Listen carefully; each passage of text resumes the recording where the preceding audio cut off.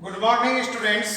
आज हम 12th class का स्टार्ट करने जा रहे हैं। रिलेशन बिटवीन, पहला देखो, relation between A and alpha, मतलब linear expression and angular expression के बीच। तो आपको पता है, हम जानते हैं, we know acceleration equal to क्या होता है, डीवी बाय dt। देखते जाओ। बट आपको मैंने सिखाया है, एग्जाम में इसका डिफरेंशियल लिखोगे, the rate of change of linear velocity of particle with respect to time is called acceleration. उसके बाद ये फॉर्मूला लिखोगे, फिर बोलोगे in circular motion v equal to क्या पढ़ा है, r omega, then acceleration equal to क्या होगा, d by D t r omega. अब देखो, आप जानते हो वी नो डिफरेंशिएशन का law, d by D t u into v हो तो क्या होता है, u dv by D T plus v du by D T. इस फॉर्मूले का यूज इस पर अप्लाई कर देंगे तो फिर देखो क्या होगा, देन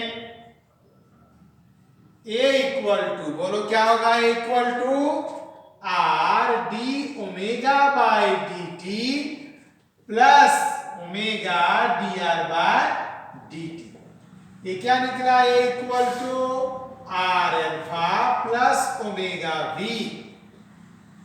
बट अगर मान लो स्पीड कांस्टेंट हो, क्या हो, मतलब सर्कल हो इन यूसीएम,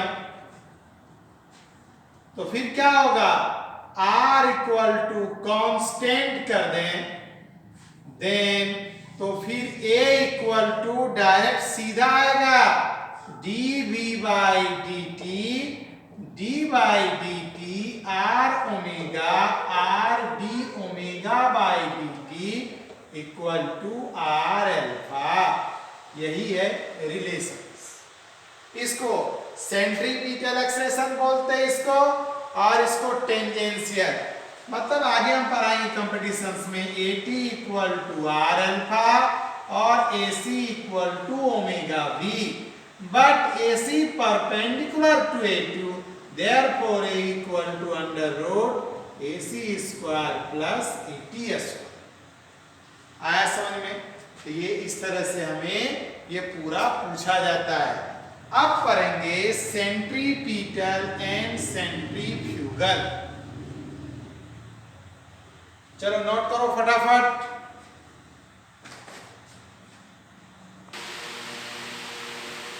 अब जो पढ़ेंगे सेंट्रीपिटल फोर्स, एग्जाम में ये 2 मार्क्स को आता है। तो सबसे पहले हमें इसका डिफिनेशन पढ़ना है, एकदम सिंपल है। The force acting on particle, the force acting on particle performing circular motion, the force acting on particle performing circular motion. फिर से देखो, जब ये पार्टिकल सर्कुलर मोशन में है तो इस पॉइंट पर फोर्स एक्ट होता है। The force acting on particle performing circular motion along radius is always directed towards center of circular path।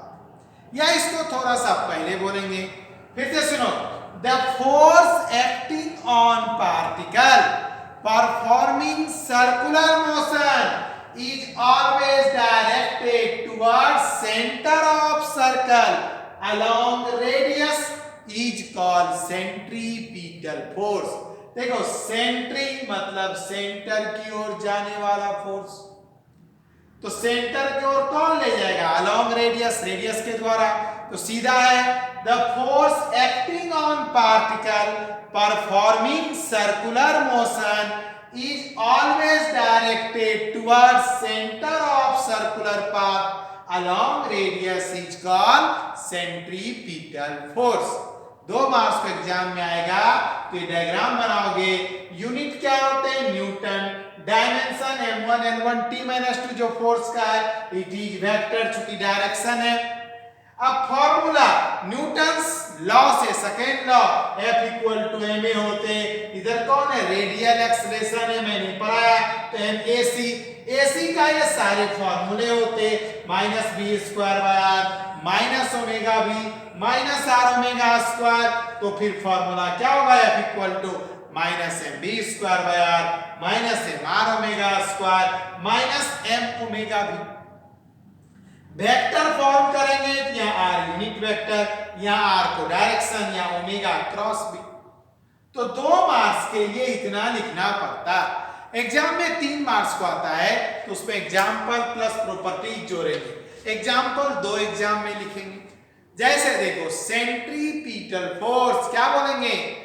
When electron revolve around the nucleus the electrostatic force of attraction provide a centripetal force. Clear है?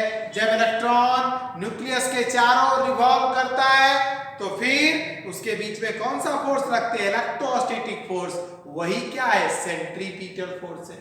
या satellite, या मान लो आप planet revolve, ऐसे बोलेंगे planet revolve around the sun, तो gravitational force between the sun and planet provide the centripetal force. Clear? सब centripetal force के कारण ही प्रोवाइड होता है। 2 एग्जांपल के बाद प्रॉपर्टीज देखेंगे, टोटल 5। ये रियल फोर्स है, it is real force, it is central force. दूसरा देखो, it always directed towards the centre of circle along radius. It's always directed towards the center of circle along radius. उसके बाद it is the cause of the circular motion. It is the cause of circular motion. अब कह रहा है no work done no होगा, क्योंकि theta की value क्या है? 90 डिग्री। देखो W equal to fs cos theta, theta 90, तो W इक्वल टू 0। अब जैसे ये चलेगा यहाँ पर डायरेक्शन हर पॉइंट पर चेंज होगा, तो क्या बोलेंगे? Direction will be different at different point. तो आया समझ में? सेंट्रीपिटल फोर्स क्लियर हो गया? कोई प्रॉब्लम? ओके, अब पढ़ेंगे सेंट्रीफ्यूगल फोर्स। नोट करो। देखो, अभी हम लोग पढ़ लिए प्रॉपर्टी, इसमें एक लाइन और पढ़ेंगे। It always arise in inertial frame. Inertial frame किसको बोलते हैं? जो फ्रेम फिक्स हो, जो कांस्टेंट हो, न्यूटन्स लॉ ओबे करे, उसे इनर्शियल फ्रेम कहते हैं।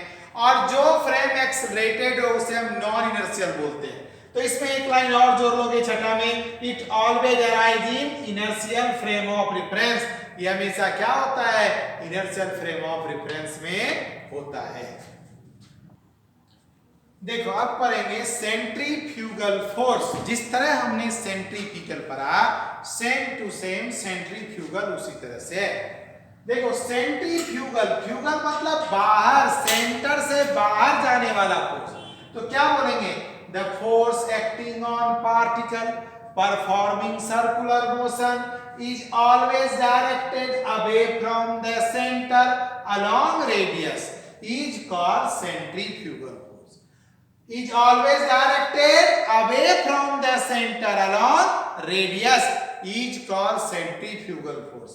अब देखो, इसका मतलब ये हमेशा अपोज करता है। यूनिट डायमेंशन सब सेम होते, ऐसा यूनिट बोल दोगे newton. Dimension m1 l1 t-2, it is vector, जो पहले बताए। F equal to minus FC। Centripetal का अपोज क्या? सेंट्रीपिटल में माइनस होता है तो माइनस माइनस प्लस, ये सारे फॉर्मूले प्लस हो गए।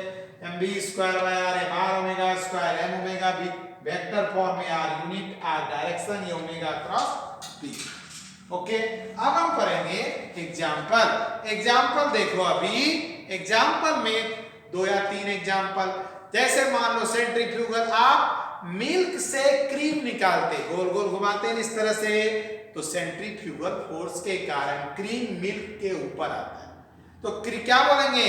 Cream separate in milk by milk separate milk separator due to centrifugal force.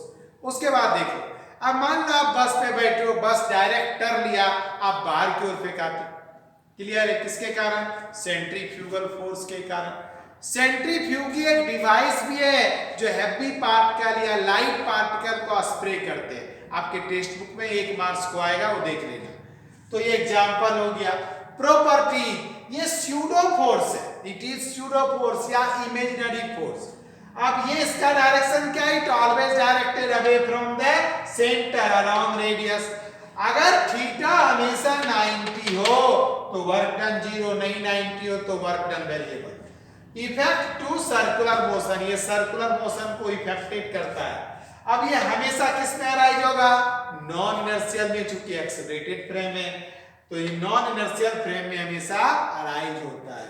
Okay, कोई प्रॉब्लम? किसी को कोई प्रॉब्लम?